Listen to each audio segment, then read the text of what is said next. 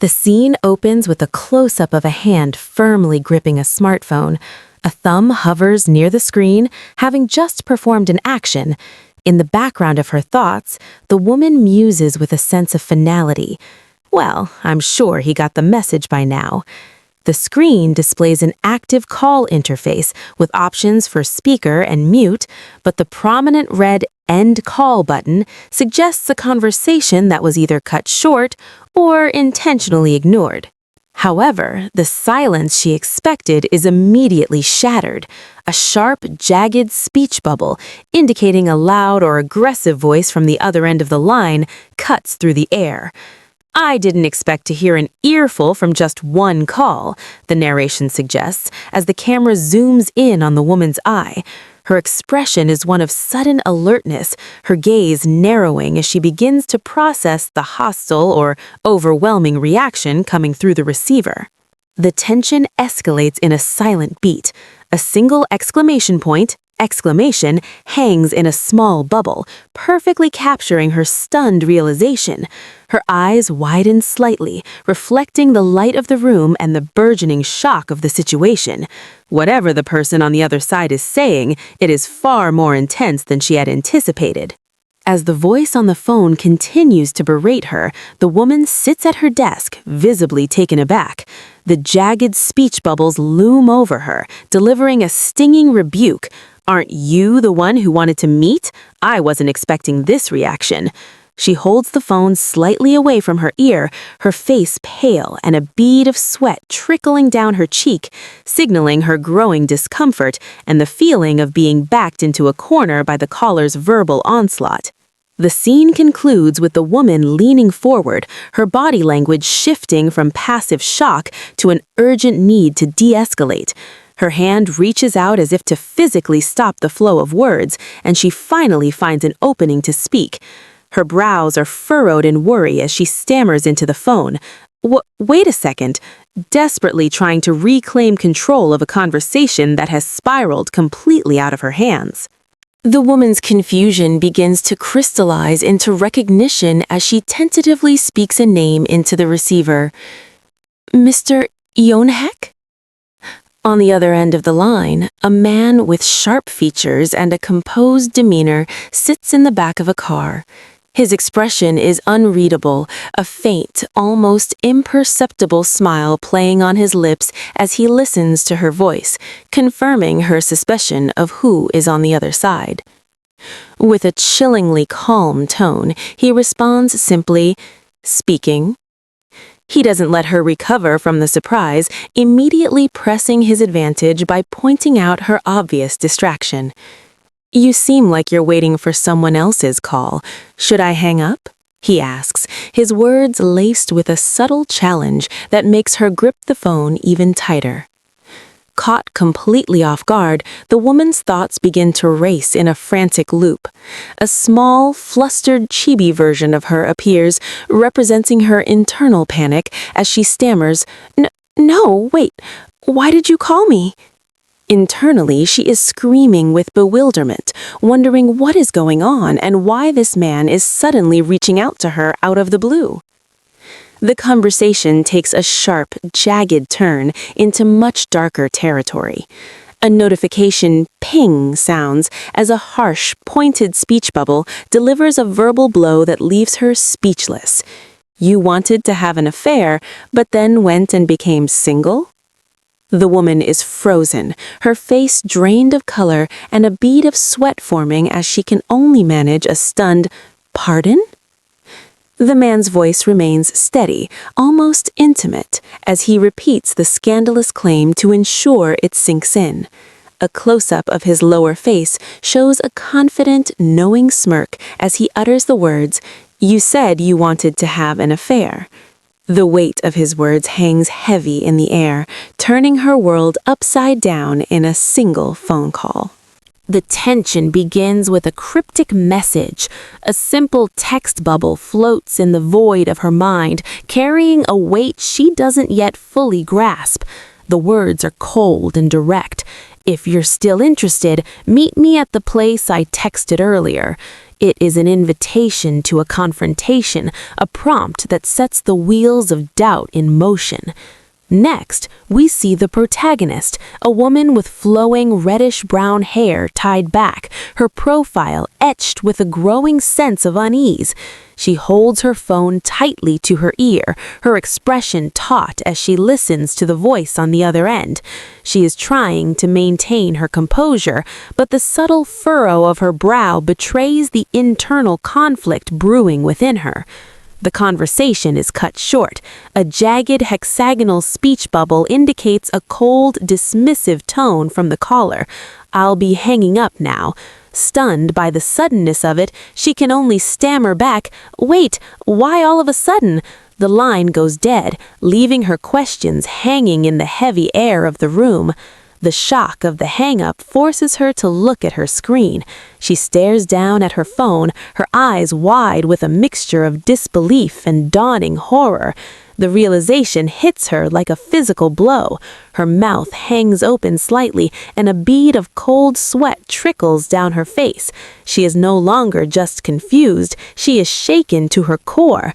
Finally, the internal monologue shatters her previous assumptions. The jagged edges of her thoughts mirror her fractured sense of reality. Wait, so that text wasn't from Dong-song? It was from him! The realization that she has been misled, or perhaps walked right into a trap set by someone else entirely, leaves her standing in a state of absolute paralysis.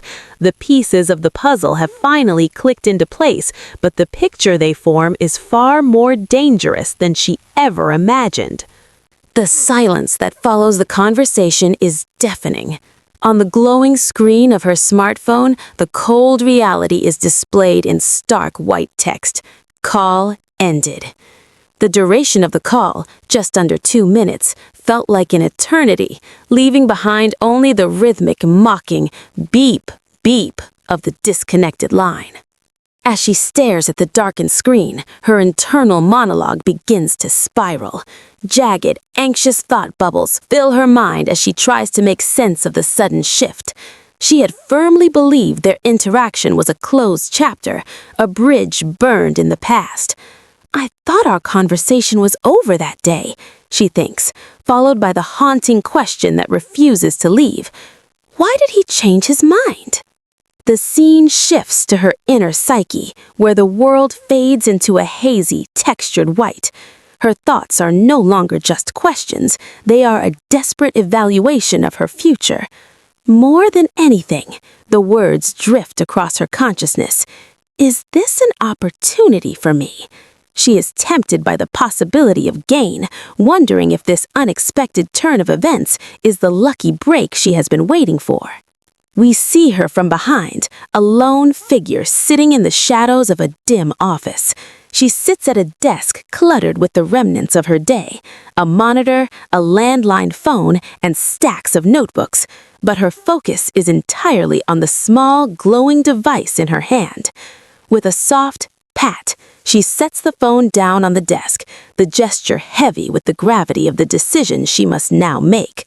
The dark, hatched lines of the floor beneath her chair suggest a growing sense of dread or a sinking feeling she cannot escape. The final image is a chilling metaphor for her situation. Against a pitch-black background, the words, "or is it?" hang precariously over a massive, jagged bear trap.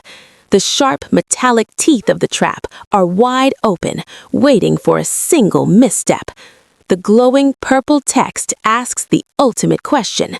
A trap?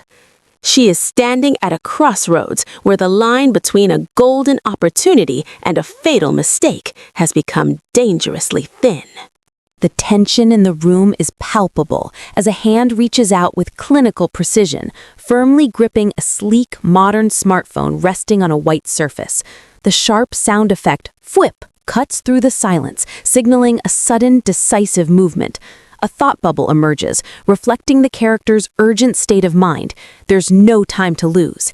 Every second counts, and the internal clock is ticking toward a critical turning point. Standing tall with her back to the viewer, the woman exudes a sense of quiet strength and calculation. Her long, wavy auburn hair cascades down her back, and she is dressed in a simple, olive-toned, long-sleeved shirt. She peers into the distance, her resolve hardening. Her internal monologue reveals her pragmatic nature. If it's an opportunity, I'll take it. She is a person who refuses to let a single chance slip through her fingers, no matter how small. The scene shifts into a psychological landscape, dark and foreboding. A small, innocent white rabbit stands in the center of a spotlight, looking vulnerable against a deep purple textured background. Above it, a jagged, shadowy silhouette looms like a closing jaw or a snare. The character acknowledges the danger inherent in her next move, thinking, "And if it's a trap?" This visual metaphor highlights the high stakes and the potential for a deadly ambush. Suddenly, the darkness is shattered by a violent, jagged white flash. The word "snap" appears in bold, stylized purple lettering, vibrating with the force of a trap being sprung. It is a moment of impact, the sound of a closing cage or a breaking point. The visual language suggests that the danger she anticipated has arrived, or perhaps she has finally committed to a path from which there is no turning back. Despite the looming threat, the woman remains unfazed. The final panel shows a close-up of her face.